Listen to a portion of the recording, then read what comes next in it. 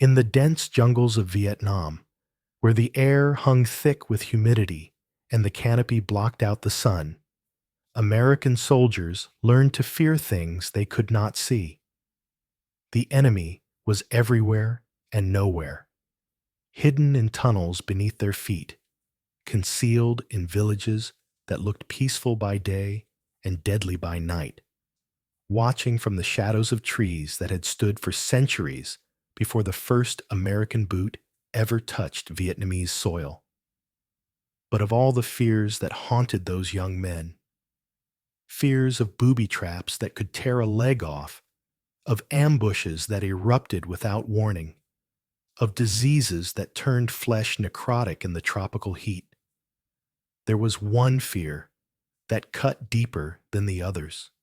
It was whispered around campfires and in the darkness of bunkers. It spread through fire-base perimeters like a contagion, infecting even the most hardened Marines with a dread they could barely articulate. They spoke of a woman, a sniper, a ghost who moved through the jungle without sound, who killed with precision and cruelty, who seemed to materialize from the very darkness itself. The soldiers called her Apache. And for those who served in I Corps during the late 1960s, that name became synonymous with a terror that transcended the normal horrors of war. This is the story of that legend, a story that exists somewhere between documented history and battlefield mythology, a story that asks uncomfortable questions about truth, memory, and the ghosts we create when we send young men to kill and die in distant lands. To understand the legend of Apache, we must first understand the war that created her. By 1967, the American involvement in Vietnam had escalated into a full-scale military commitment. Hundreds of thousands of U.S. troops were deployed across South Vietnam, fighting an enemy that refused to fight on American terms. This was not the kind of warfare that American military doctrine had prepared for. There were no clear front lines, no territorial objectives that could be captured and held, no decisive battles that would break the enemy's will to fight. Instead, there was the jungle. The Vietnamese jungle was unlike anything most American soldiers had ever encountered. It was a living entity, oppressive, hostile, and infinitely complex. The temperature routinely exceeded 90 degrees Fahrenheit, with humidity levels that made the air feel like a wet blanket wrapped around your face. Monsoon rains turned the ground into sucking mud that could swallow equipment and slow movement to a crawl. Insects swarmed in clouds, mosquitoes carrying malaria, leeches that attached to exposed skin, ants whose bites felt like hot needles. The vegetation itself was an obstacle. Triple canopy jungle, where layers of foliage created a green twilight even at midday. Undergrowth so thick that visibility was measured in meters, not miles. Vines that caught at equipment and clothing. Thorns that tore skin. And everywhere, the sounds. Birds calling warnings. Monkeys screaming territorial challenges. Insects creating a constant drone that could mask the approach of the enemy. In this environment, the Viet Cong and North Vietnamese Army held every advantage. They had spent years, in some cases, generations, learning to move through this terrain. They knew which paths were safe and which were trapped. They knew where water could be found, where ambush sites offered the best fields of fire, where tunnels provided sanctuary from American firepower. The war they fought was one of patience and terror.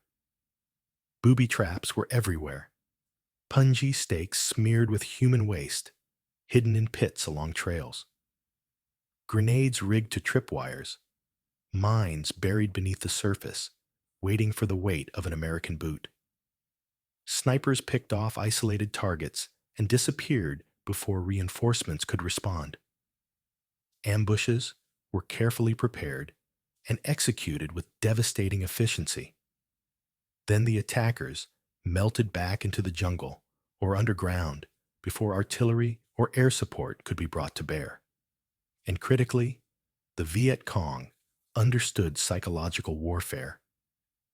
They knew that fear was as effective as bullets, that an enemy who was constantly terrified made mistakes, hesitated, broke under pressure.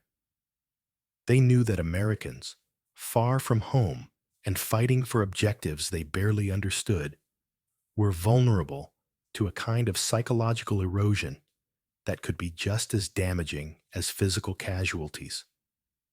Into this environment came young American soldiers, many of them barely out of their teenage years, thrust into a kind of warfare for which their training had scarcely prepared them. They learned quickly that survival in Vietnam required a different kind of vigilance than any previous American war. Every step could be your last. Every shadow could conceal the enemy. Every sound might be the last thing you heard before the world exploded in blood and chaos. And in this atmosphere of constant stress, constant fear, constant uncertainty, stories began to spread. One of the aspects of the Vietnam War that American troops found most psychologically challenging was the presence of women in combat roles. The traditional American conception of warfare, shaped by World War II and Korea, held certain assumptions about gender roles. Women were nurses, support staff, perhaps intelligence officers, but not frontline combatants. The image of women as non-combatants was deeply embedded in American military culture and in the broader cultural consciousness back home. Vietnam shattered that assumption. Women served in significant numbers within the Viet Cong and North Vietnamese forces. They were couriers, carrying messages and supplies along the Ho Chi Minh Trail. They were intelligence agents, gathering information in areas where American troops operated. They were medics, treating wounded fighters in jungle hospitals. They were logistics specialists, managing the complex supply networks that kept the resistance functioning despite American bombing and interdiction efforts. And yes, they were combatants. Women fought in regular units, carrying AK-47s and RPGs into battle. They planted mines and built booby traps. They served in anti-aircraft batteries, shooting at American jets and helicopters. And some became snipers, highly trained marksmen who could kill at distance and disappear before their position was compromised. For American soldiers, this was deeply unsettling. The cognitive dissonance of being killed by a woman challenged fundamental assumptions about combat, about masculinity, about the nature of the enemy they were fighting.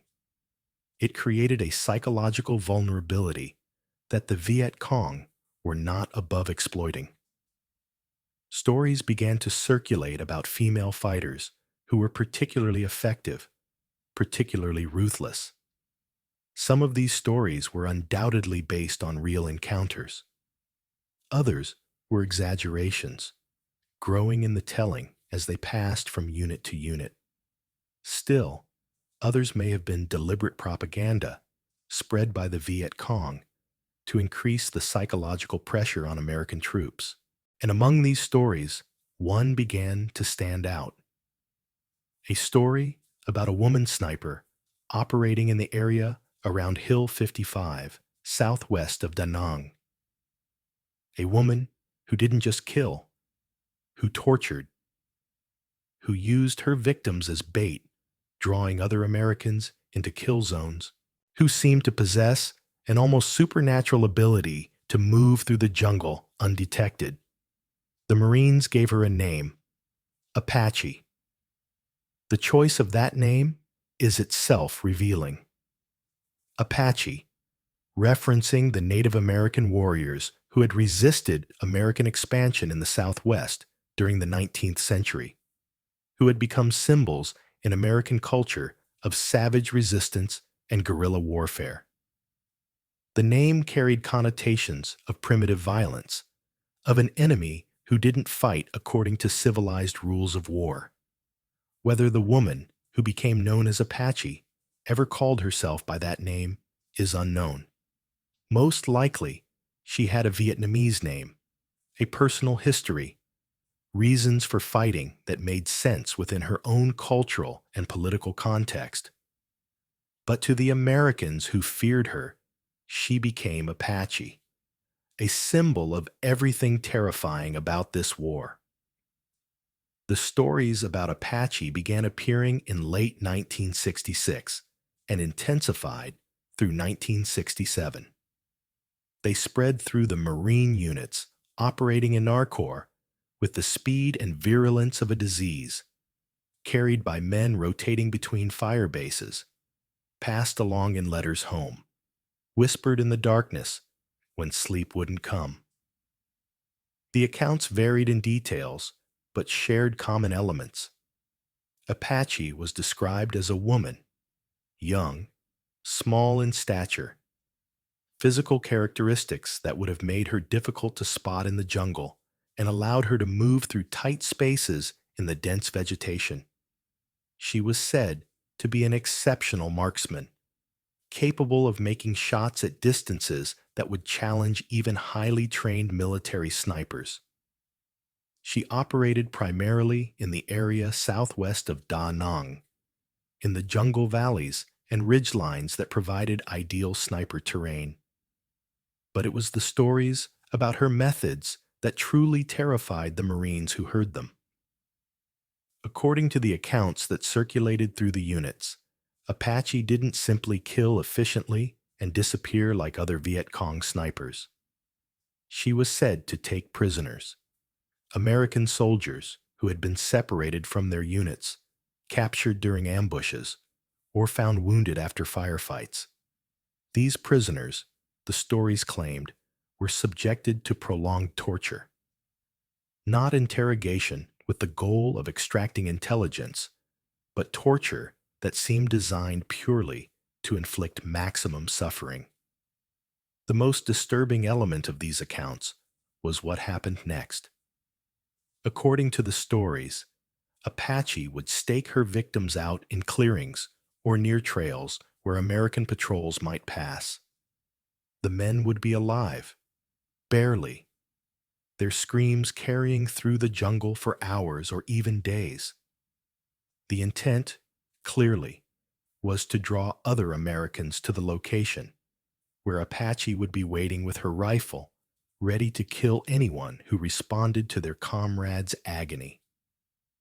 In some versions of the story, witnesses claimed they could hear her laughing, a woman's voice echoing through the jungle, mixing with the screams of her victims. The psychological impact of these accounts on the Marines who heard them cannot be overstated. The idea of being captured, tortured, and used as bait while a woman laughed at your suffering, it was a nightmare that bypassed rational analysis and struck directly at primal fears.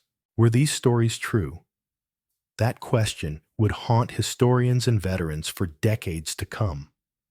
What is documented is that several Marines were found dead or dying in circumstances that matched elements of these accounts. Bodies discovered with signs of torture, positioned in locations that suggested they had been used as bait. But whether these incidents were the work of a single individual, whether that individual was a woman, and whether the more extreme elements of the stories had any basis in fact, these questions remain unanswered by any official documentation. What is certain is that by mid-1967, the legend of Apache had taken on a life of its own. Marines going on patrol in certain areas spoke openly about their fear of encountering her. Some refused to go on missions alone or in small groups in the regions where she was rumored to operate. Others carried extra ammunition or modified their tactics specifically to counter the threat they believed she posed. The psychological warfare value of this fear was immense. Whether Apache was one woman, several women, or largely a myth, the effect on American morale was real and measurable. Fear makes soldiers hesitant. Hesitation in combat gets people killed. And the knowledge that the enemy had somehow gotten into the heads of American troops had made them afraid of shadows and whispers was its own kind of victory.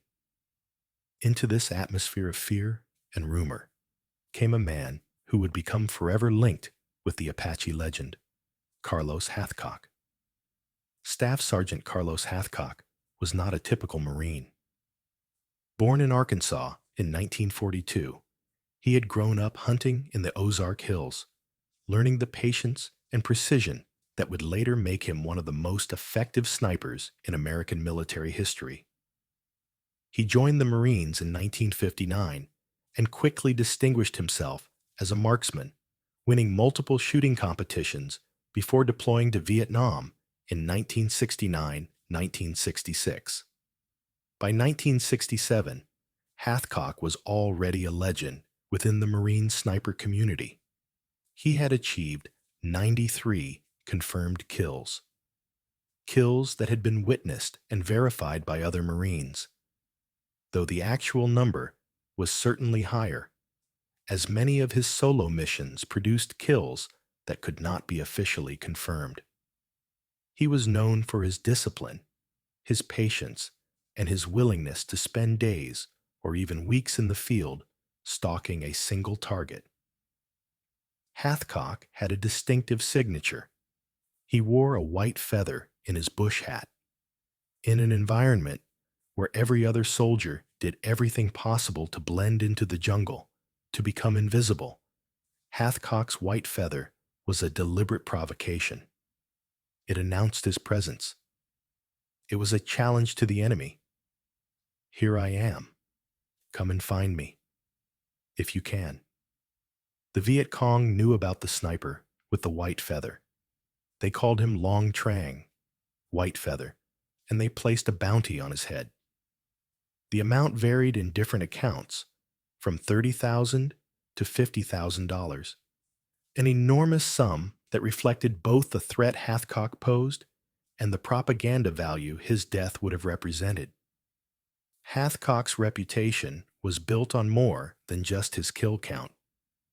He was known for making shots that seemed impossible, long-range kills through dense vegetation, targets hit at distances that pushed the limits of his equipment, enemy fighters eliminated in ways that left their comrades terrified and demoralized.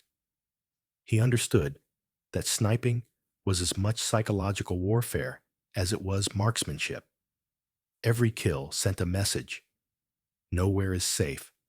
We can see you, even when you cannot see us. Death can come at any moment without warning. So when reports about Apache reached the Marine Command at Hill 55, and when the psychological impact on troops became impossible to ignore, it was perhaps inevitable that Carlos Hathcock would be tasked with hunting her down. The mission, as Hathcock would later describe it, came down as a direct order in late 1967. Find the sniper or snipers responsible for the torture killings. Confirm their identity and tactics, and eliminate the threat. For Hathcock, this was both a tactical challenge and something more personal. The stories about Apache offended his sense of professional ethics. Snipers, in his view, were soldiers who eliminated military targets efficiently and moved on. The idea of torture, of using dying men as bait, of inflicting suffering for psychological effect, this struck him as a perversion of what sniping should be. But there was also the challenge itself. Apache, if she existed, was clearly a skilled operator.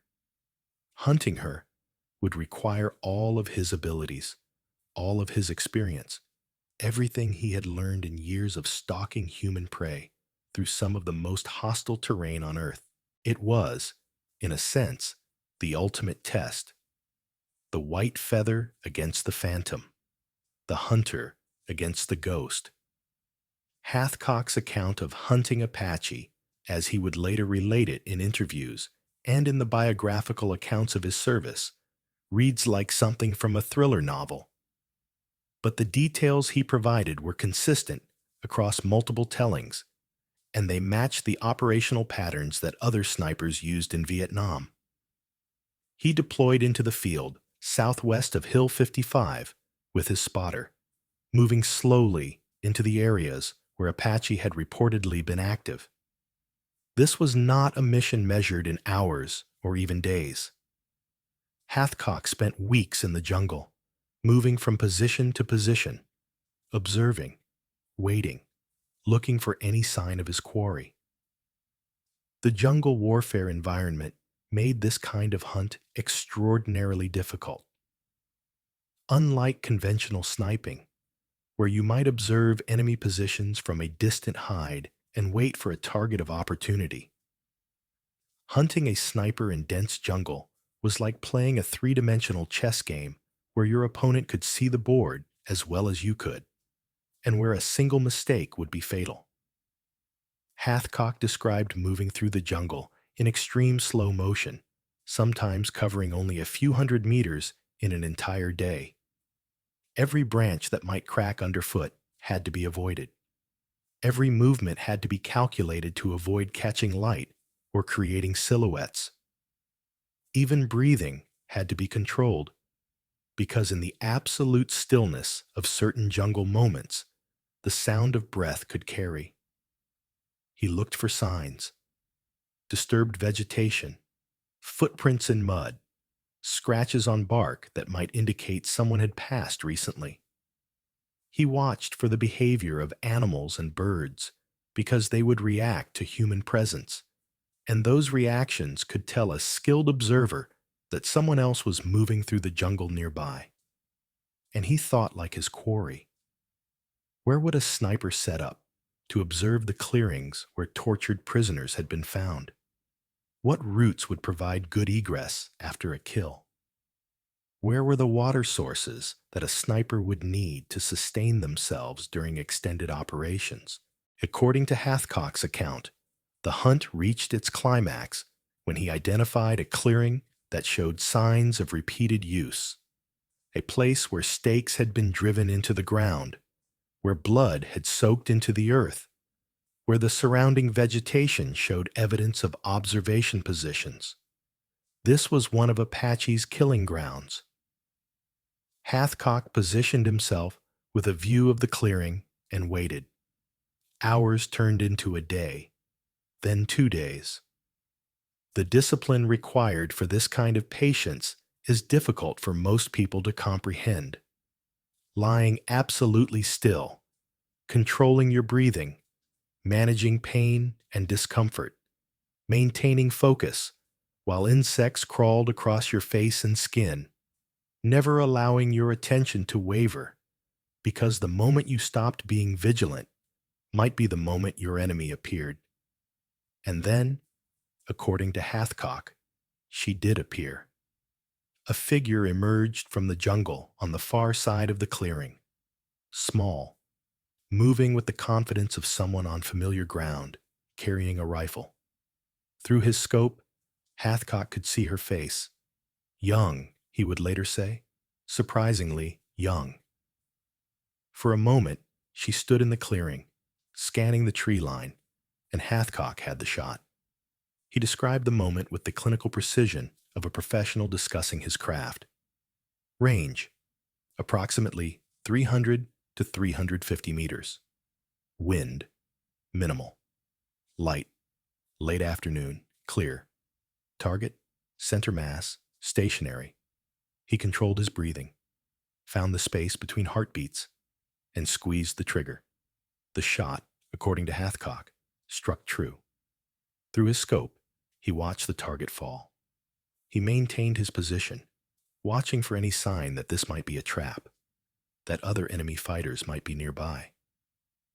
But there was nothing, just the figure lying motionless in the clearing. When Hathcock finally approached, He confirmed what he had seen through his scope. It was a young woman, killed by a single shot to the chest. She was carrying a Mosin Nagant rifle with a scope, a Soviet weapon commonly used by Viet Cong snipers. She had ammunition, basic supplies, and little else that might identify her. Hathcock never learned her name, never discovered where she had come from, what had brought her to this war, whether she had family waiting somewhere for her return.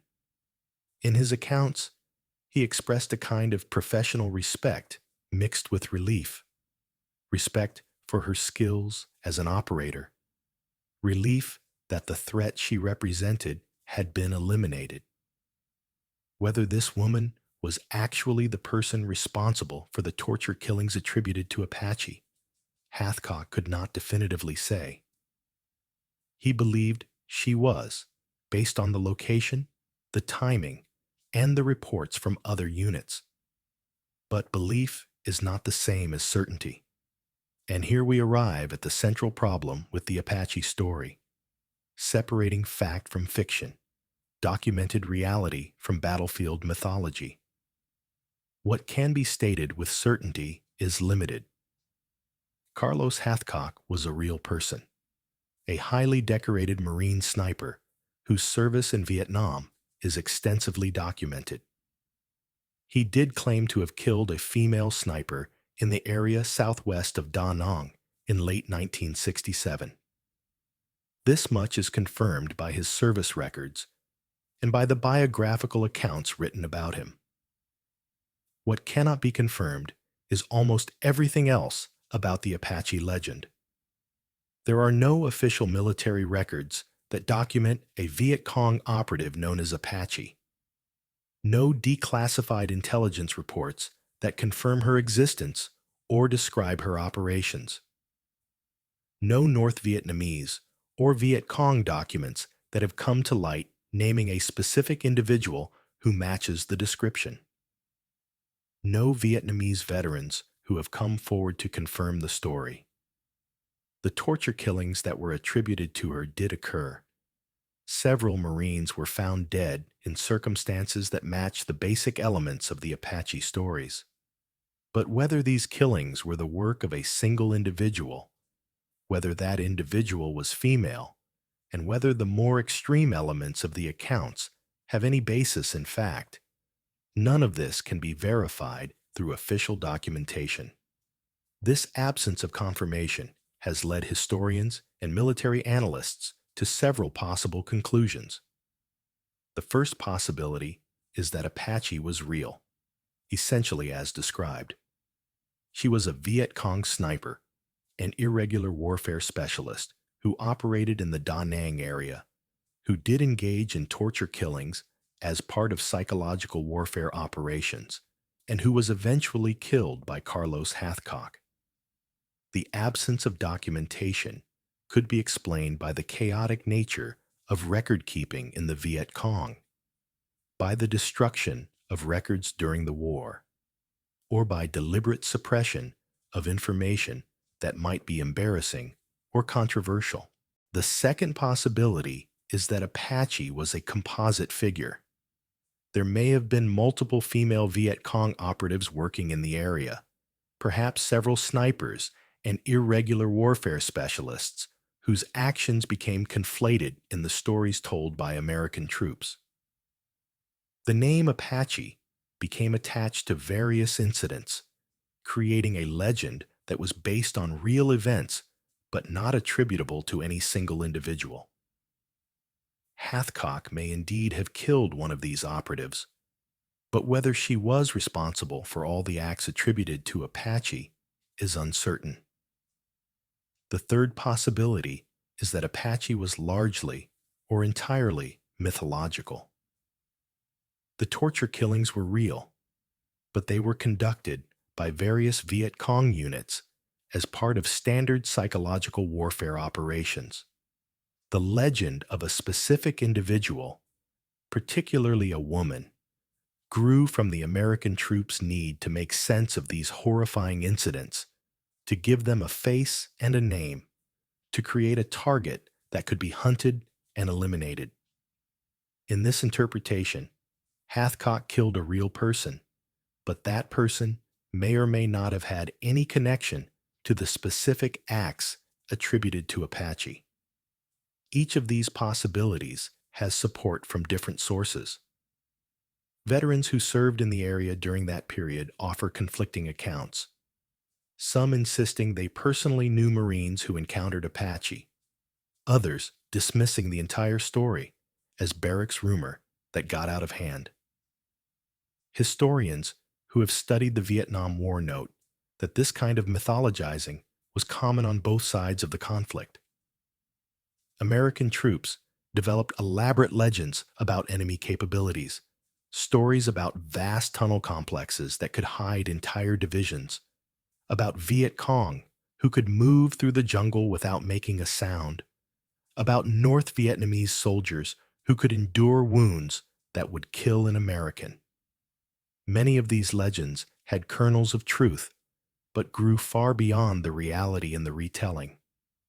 Similarly, the Viet Cong and North Vietnamese developed their own legends about American capabilities and brutality, stories that served psychological warfare purposes and helped sustain morale among fighters who were massively outgunned in terms of conventional firepower. The truth is that we may never know with certainty whether Apache existed as described. The passage of time, the death of witnesses, the destruction or classified status of relevant documents, all of these factors make definitive historical analysis impossible. What we can analyze is why the legend took the form it did, and what it tells us about the psychological dimensions of the Vietnam War. The Apache legend, whether based on a real individual or not, reveals something profound about the psychological warfare that characterized the Vietnam conflict. Fear is a weapon. This is understood by every military force that has ever existed. But in Vietnam, both sides employed fear with sophisticated calculation. The Viet Cong and North Vietnamese understood that they could not defeat American military power through conventional means. They lacked the artillery, the air power, the armored vehicles, the logistics infrastructure that the Americans possessed. What they had was intimate knowledge of the terrain, support from significant portions of the population, and the willingness to wage a protracted war of attrition.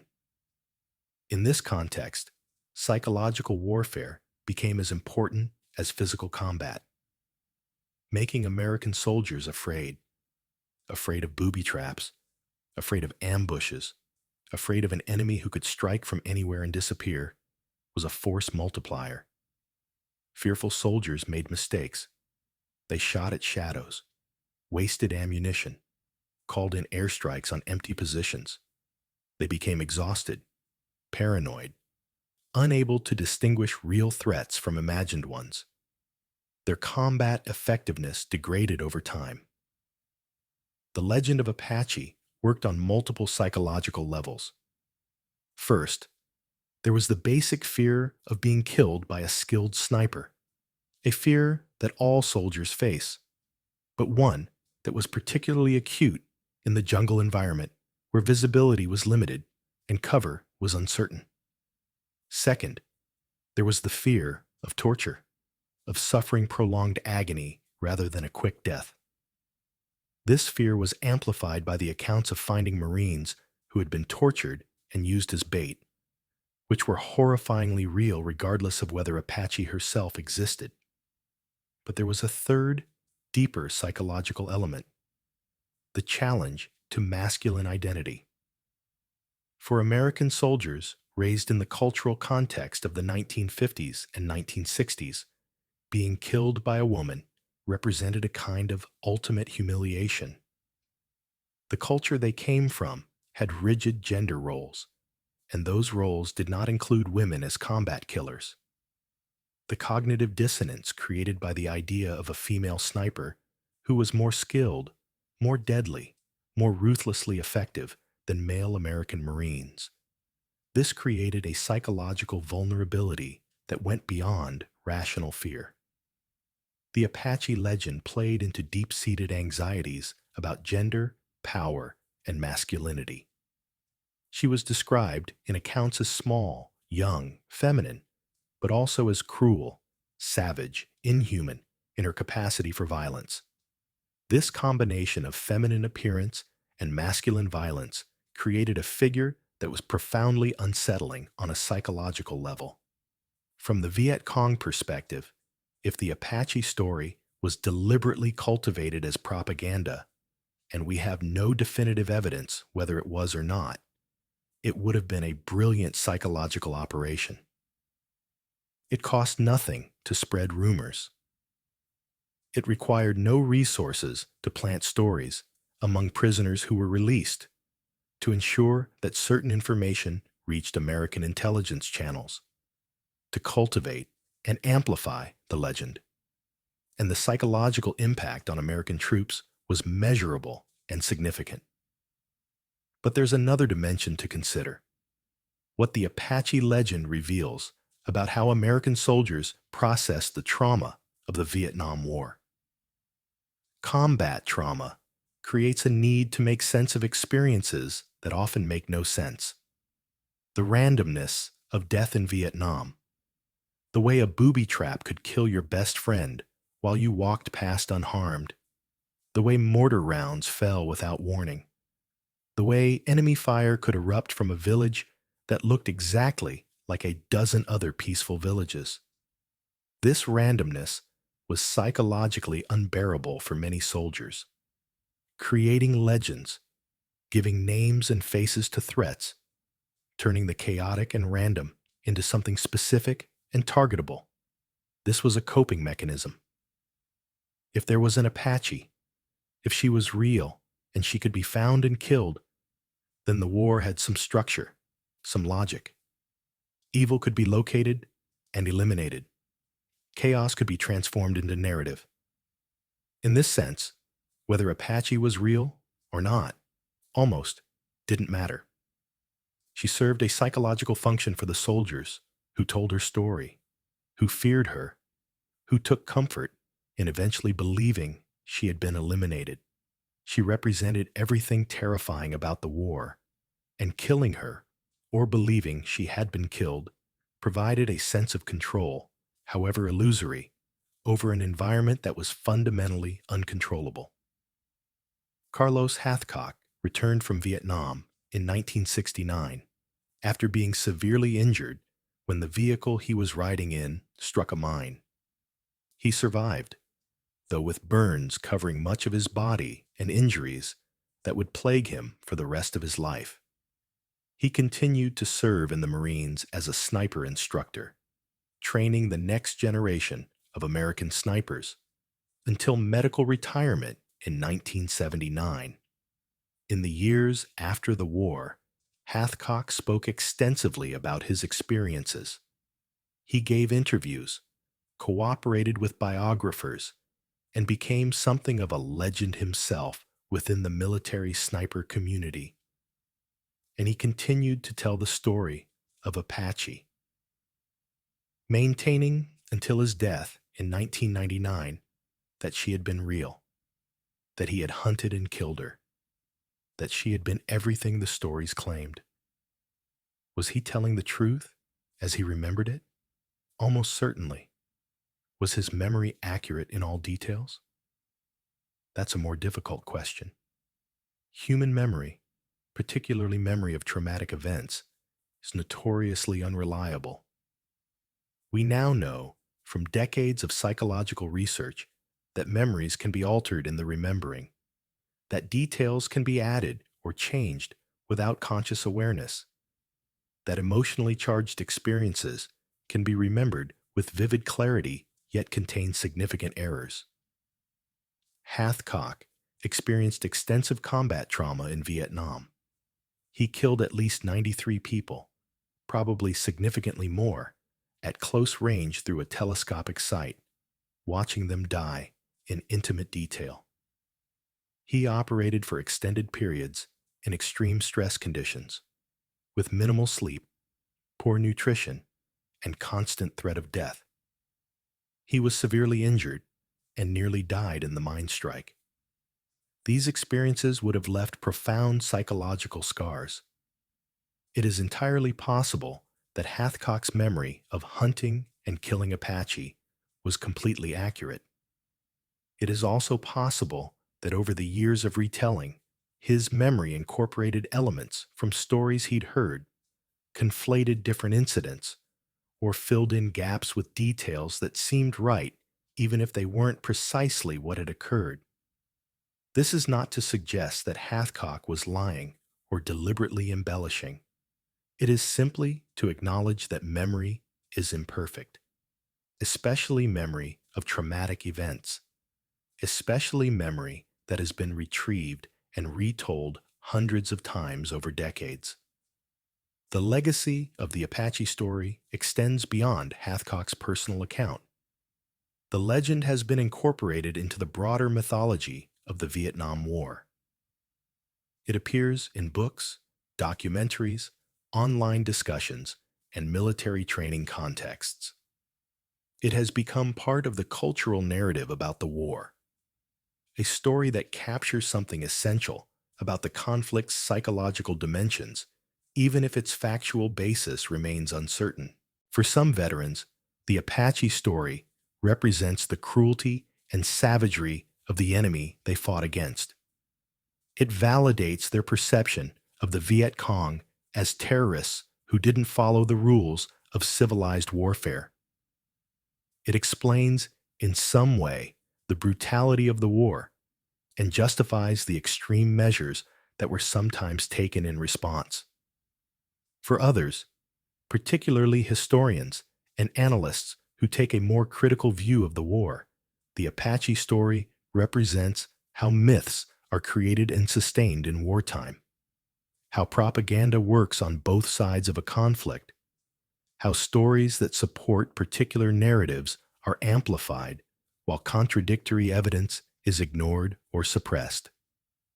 And for still others, particularly those who served in Vietnam and carry their own trauma from that experience, the Apache story is simply one more ghost among many, a legend that may or may not be true, but that captures something real about the fear, the confusion, and the moral complexity of that war.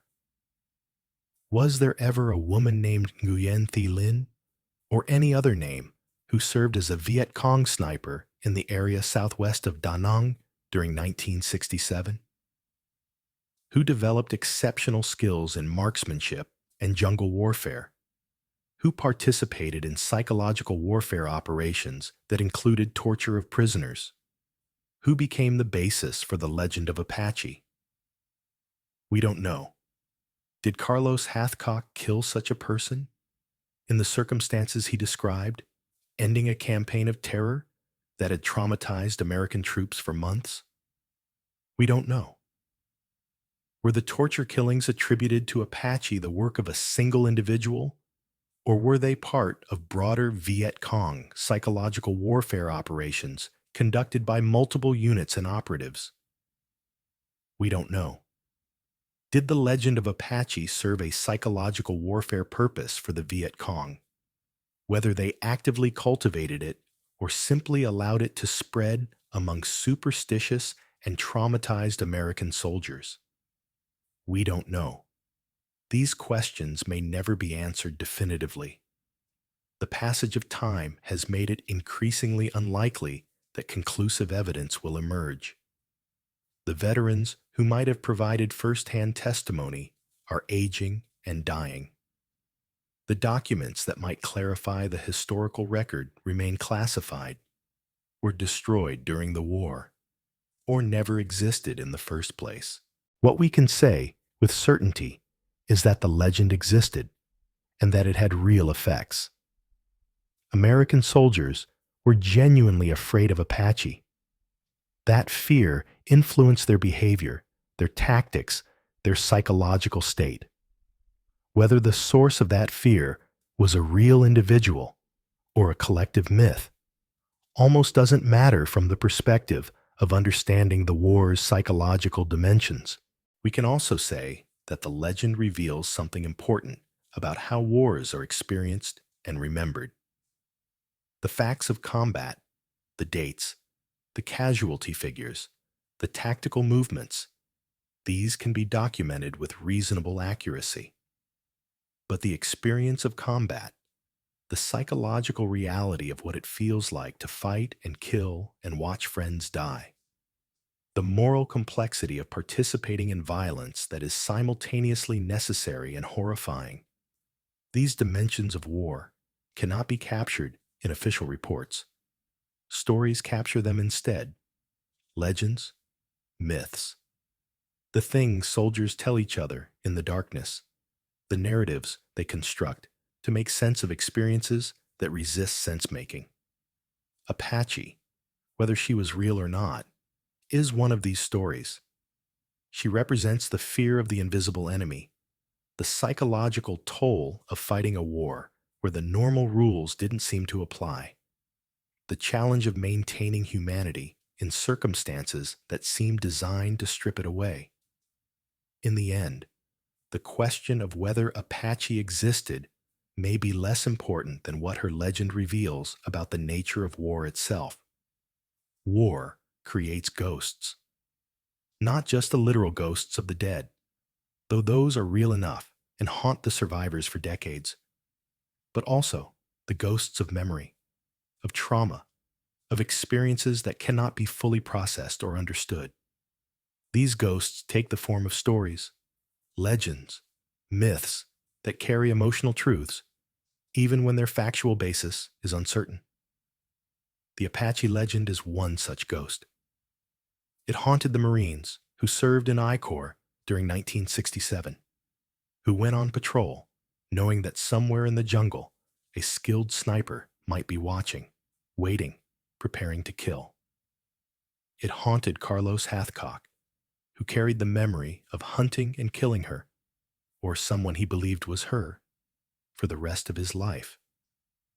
It haunts the historical record of the Vietnam War, an enigmatic story that resists definitive interpretation but refuses to be dismissed.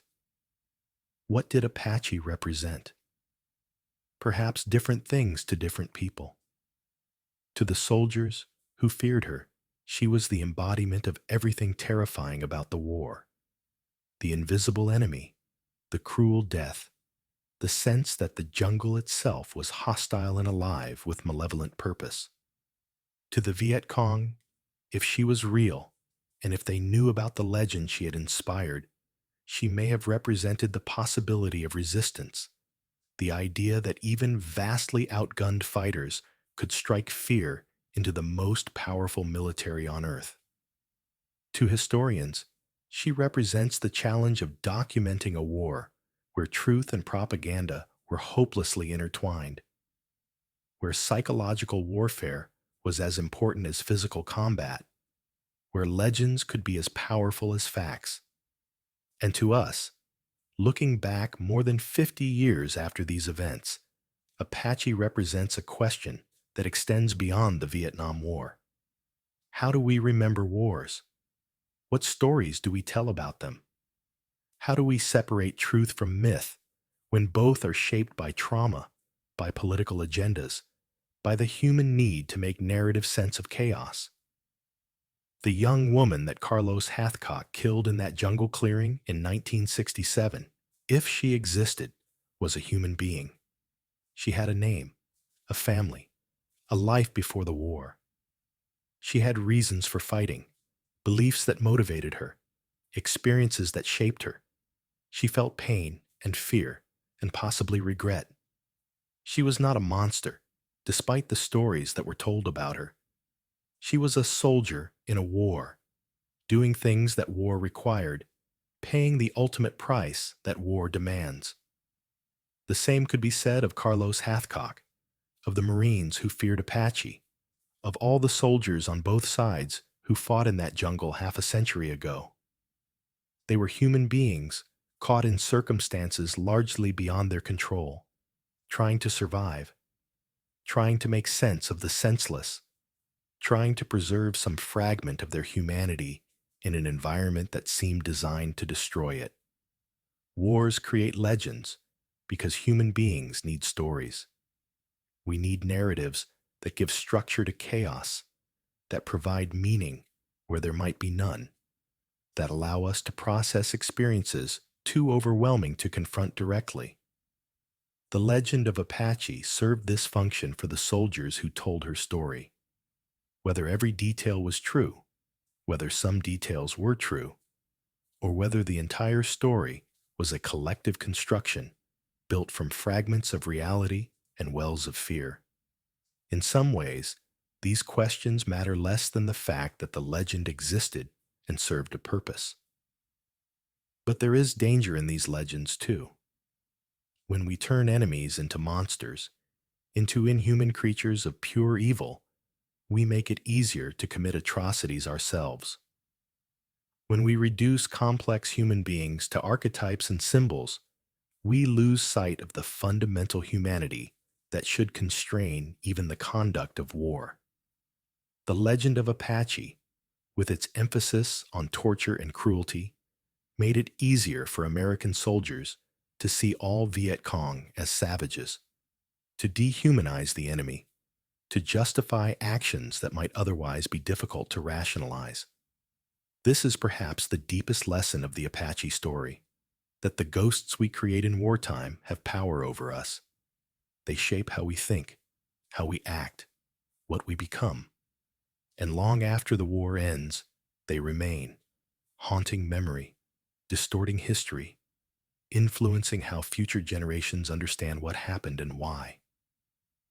The Vietnam War ended in 1975, nearly 50 years ago as of this writing. The veterans of that conflict are now elderly, and each year fewer remain to tell their stories.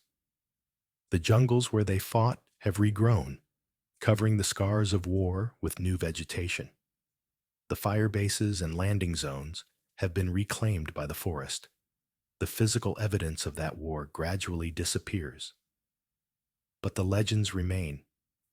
They persist in books and films, in military training scenarios, in online forums where Vietnam veterans share their memories. The story of Apache, in particular, has proven remarkably durable. It appears repeatedly in accounts of the war, in discussions of sniper tactics, in analyses of psychological warfare. Part of this durability comes from the story's inherent drama. It has all the elements of compelling narrative: a mysterious enemy, a legendary hunter, a deadly game of cat and mouse in a hostile environment, a climactic confrontation. It's the kind of story that begs to be told and retold, that captures imagination, even as it resists verification. But the persistence of the Apache legend also reflects something about how we continue to grapple with the Vietnam War as a culture. That conflict remains contested ground in American historical memory. Was it a necessary fight against communist expansion, or an imperialist adventure that destroyed a nation for no good purpose? Were the soldiers who fought there heroes, victims, or something more complicated? How should we remember the Viet Cong and North Vietnamese? As patriots defending their homeland, as communist totalitarians, as terrorists, or as all of these things simultaneously? These questions remain unresolved, and stories like Apache's become sites where these contested memories play out. Those who view the war as justified point to Apache as evidence of Viet Cong brutality, as validation for American military presence. Those who critique the war point to the Apache legend as an example of wartime propaganda and myth-making. As evidence of how fear and trauma distort memory and judgment, we can also say that the legend reveals something important about how wars are experienced and remembered. The facts of combat, the dates, the casualty figures, The tactical movements, these can be documented with reasonable accuracy. But the experience of combat, the psychological reality of what it feels like to fight and kill and watch friends die, the moral complexity of participating in violence that is simultaneously necessary and horrifying, these dimensions of war cannot be captured in official reports. Stories capture them instead. Legends, myths, the things soldiers tell each other in the darkness, the narratives they construct to make sense of experiences that resist sense-making. Apache, whether she was real or not, is one of these stories. She represents the fear of the invisible enemy, the psychological toll of fighting a war where the normal rules didn't seem to apply, the challenge of maintaining humanity in circumstances that seemed designed to strip it away. In the end, the question of whether Apache existed may be less important than what her legend reveals about the nature of war itself. War creates ghosts. Not just the literal ghosts of the dead, though those are real enough and haunt the survivors for decades, but also the ghosts of memory, of trauma, of experiences that cannot be fully processed or understood. These ghosts take the form of stories, legends, myths that carry emotional truths, even when their factual basis is uncertain.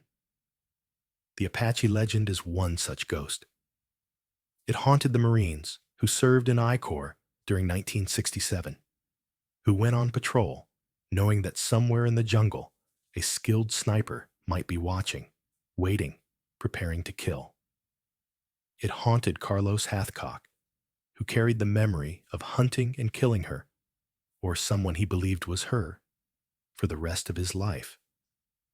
It haunts the historical record of the Vietnam War, an enigmatic story that resists definitive interpretation but refuses to be dismissed.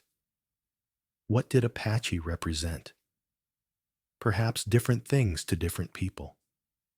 To the soldiers who feared her, she was the embodiment of everything terrifying about the war. The invisible enemy, the cruel death, the sense that the jungle itself was hostile and alive with malevolent purpose. To the Viet Cong, if she was real, and if they knew about the legend she had inspired, she may have represented the possibility of resistance, the idea that even vastly outgunned fighters could strike fear into the most powerful military on Earth. To historians, she represents the challenge of documenting a war where truth and propaganda were hopelessly intertwined, where psychological warfare was as important as physical combat, where legends could be as powerful as facts. And to us, looking back more than 50 years after these events, Apache represents a question that extends beyond the Vietnam War. How do we remember wars? What stories do we tell about them? How do we separate truth from myth when both are shaped by trauma, by political agendas, by the human need to make narrative sense of chaos? The young woman that Carlos Hathcock killed in that jungle clearing in 1967, if she existed, was a human being. She had a name, a family, a life before the war. She had reasons for fighting, beliefs that motivated her, experiences that shaped her. She felt pain and fear and possibly regret. She was not a monster, despite the stories that were told about her. She was a soldier in a war, doing things that war required, paying the ultimate price that war demands. The same could be said of Carlos Hathcock, of the Marines who feared Apache, of all the soldiers on both sides who fought in that jungle half a century ago. They were human beings caught in circumstances largely beyond their control, trying to survive, trying to make sense of the senseless, trying to preserve some fragment of their humanity in an environment that seemed designed to destroy it. Wars create legends because human beings need stories. We need narratives that give structure to chaos, that provide meaning where there might be none, that allow us to process experiences too overwhelming to confront directly. The legend of Apache served this function for the soldiers who told her story. Whether every detail was true, whether some details were true, or whether the entire story was a collective construction built from fragments of reality and wells of fear. In some ways, these questions matter less than the fact that the legend existed and served a purpose. But there is danger in these legends too. When we turn enemies into monsters, into inhuman creatures of pure evil, we make it easier to commit atrocities ourselves. When we reduce complex human beings to archetypes and symbols, we lose sight of the fundamental humanity that should constrain even the conduct of war. The legend of Apache, with its emphasis on torture and cruelty, made it easier for American soldiers to see all Viet Cong as savages, to dehumanize the enemy, to justify actions that might otherwise be difficult to rationalize. This is perhaps the deepest lesson of the Apache story, that the ghosts we create in wartime have power over us. They shape how we think, how we act, what we become. And long after the war ends, they remain, haunting memory, distorting history, influencing how future generations understand what happened and why. The Vietnam War ended in 1975, nearly 50 years ago as of this writing. The veterans of that conflict are now elderly, and each year fewer remain to tell their stories.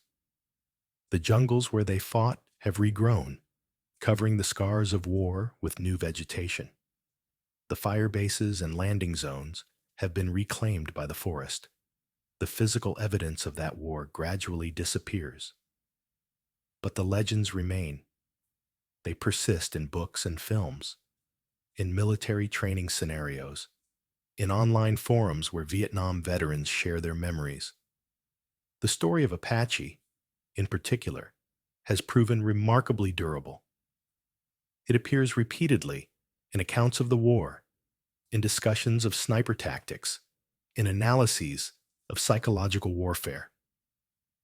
Part of this durability comes from the story's inherent drama. It has all the elements of compelling narrative: a mysterious enemy, a legendary hunter, a deadly game of cat and mouse in a hostile environment, a climactic confrontation. It's the kind of story that begs to be told and retold, that captures imagination, even as it resists verification. But the persistence of the Apache legend also reflects something about how we continue to grapple with the Vietnam War as a culture. That conflict remains contested ground in American historical memory. Was it a necessary fight against communist expansion, or an imperialist adventure that destroyed a nation for no good purpose?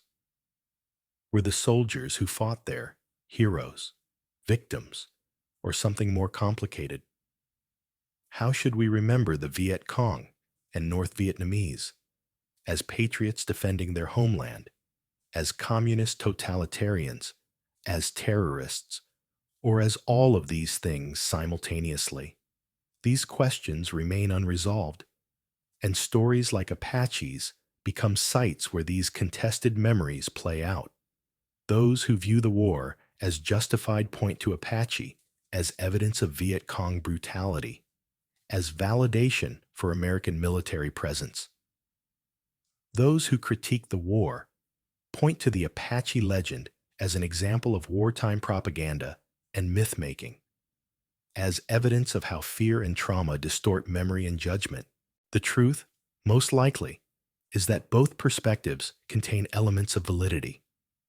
The Vietnam War was complex, morally ambiguous, and tragic in ways that resist simple narratives.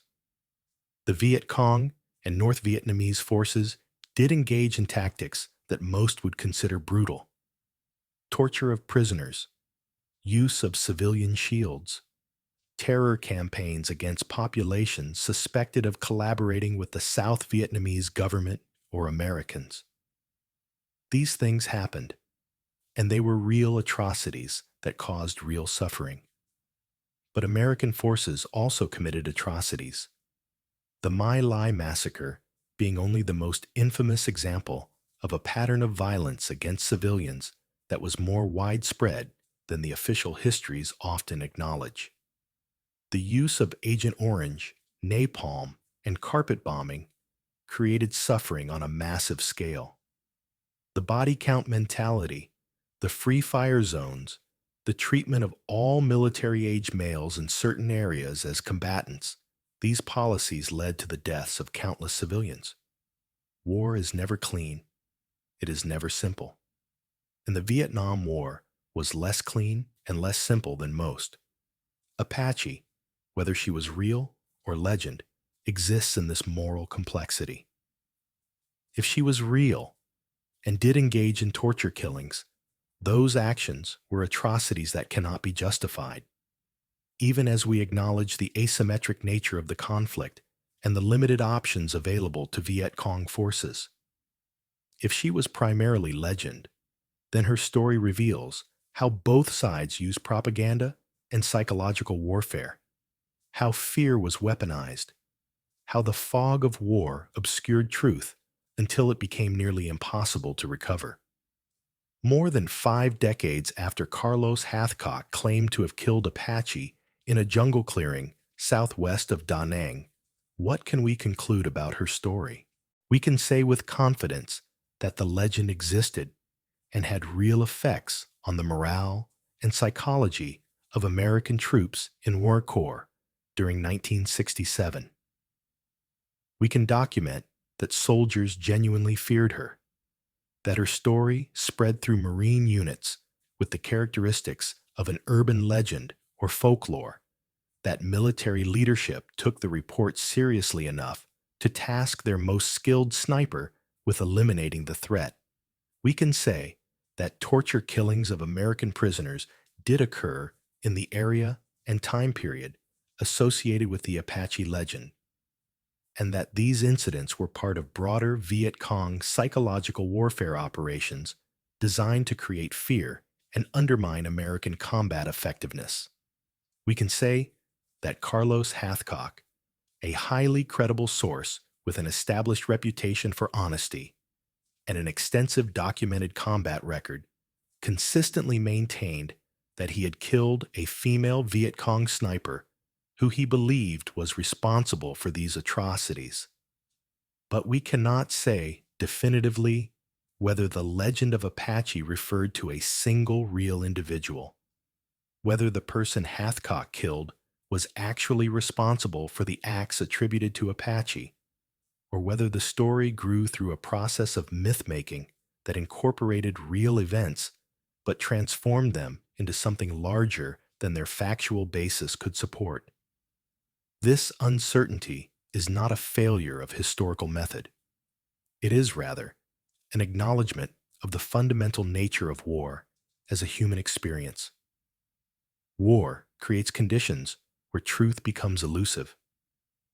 The stress of combat, the trauma of violence, the propaganda efforts of all parties, the passage of time, the death of witnesses, the destruction of records, all of these factors conspire to make certain aspects of war fundamentally unknowable. What we can do is examine what the legends reveal about the wars that create them. The Apache story tells us that the Vietnam War was characterized by profound psychological warfare, that fear was used as a weapon by both sides, that the jungle environment created conditions of uncertainty and paranoia that made myth and reality nearly indistinguishable. It tells us that American soldiers were unprepared, psychologically and culturally, for an enemy that included women in combat roles, and that this cognitive dissonance was exploited, whether deliberately or inadvertently, to create psychological vulnerability. It tells us that human beings in extreme circumstances need stories to make sense of their experiences, and that these stories can take on a life of their own, becoming as real in their effects as the documented facts of battles and casualty reports. And perhaps most importantly, it tells us that war leaves ghosts. Not just the ghosts of the dead, though those are real enough, but ghosts of memory, of trauma, of experiences that cannot be fully understood by those who weren't there and can barely be articulated by those who were. Apache is one of these ghosts. She haunts the historical record of the Vietnam War, neither fully present nor entirely absent. She exists in the space between documentation and legend, between memory and myth, between what happened and what was believed to have happened. In this sense, whether Apache was real in the most literal, factual sense may be less important than recognizing that she was real in another way. Real as a manifestation of fear. Real as a symbol of the psychological dimensions of war. Real in her effects on the soldiers who believed in her and the veterans who remember her. The jungle where she supposedly operated has long since regrown over the clearings where torture stakes were found. The firebase from which Carlos Hathcock deployed to hunt her has been abandoned and reclaimed by vegetation. The soldiers who feared her and told her story are aging and dying, taking their memories with them. But the legend persists. It appears in histories and memoirs. It is discussed in military training contexts as an example of psychological warfare. It lives on in the cultural memory of the Vietnam War, a ghost story that captures something essential about that conflict, even as its factual basis remains forever uncertain. Perhaps that is fitting. The Vietnam War itself exists in American memory as something between history and nightmare, a conflict whose lessons remain contested, whose meaning continues to be debated, whose ghosts refuse to be laid to rest. Apache is an appropriate symbol for that war, a figure who may or may not have existed, who represents both real horrors and imagined fears, who forces us to confront uncomfortable questions about truth, memory, and the stories we tell about violence. In the end, we are left with questions rather than answers. Did Apache exist? Was she one person or many? Did Carlos Hathcock kill her? Or did he kill someone else who became Apache in his memory and in the retelling? Was the legend deliberately created as propaganda? Or did it emerge organically from the fog of war and the needs of traumatized soldiers to make sense of horror? These questions may never be answered definitively, but perhaps the questions themselves are more important than any answer could be. They force us to think about how we remember war, how we construct narratives about violence, how we process trauma and loss. They challenge us to consider the reliability of memory, the power of myth, the ways that stories can be both true and false simultaneously. They remind us that war is not just a matter of tactics and strategies, of battles won and lost, of territory taken and held. War is also a psychological experience, a moral challenge, a test of humanity under conditions designed to destroy it. The legend of Apache, in all its ambiguity and uncertainty, captures these dimensions of war more effectively than any straightforward historical account could. She represents the fear of the unseen enemy, the moral complexity of killing, the psychological toll of violence, the thin line between justified military action and atrocity. She reminds us that in war, nothing is as simple as it seems, that enemies are human beings with their own stories, their own reasons, their own suffering, that the legends we create in wartime reveal as much about us as they do about those we fight against, that the ghosts of war linger long after the last shot is fired, haunting memory shaping how we understand ourselves and our history. Carlos Hathcock died in 1999, taking with him the full truth of what he experienced in that jungle in 1967. The woman he killed, whether she was Apache or simply became Apache in the telling, died more than 50 years ago. Her name unknown, her story untold except as filtered through the memories and legends of her enemies. Both of them are gone now, along with so many others who fought in that war. But the legend remains, a ghost story that refuses to die, a mystery that resists solution, a reminder that war creates things that outlive the warriors who fight them. In the dense jungles of Vietnam, where the air hangs thick with humidity and the canopy blocks out the sun, the story of Apache still whispers through the trees. Not as history precisely, but as something more elusive, a legend that captures a truth too complex and too terrible to express any other way. This is the legacy of Apache, the phantom sniper of Vietnam.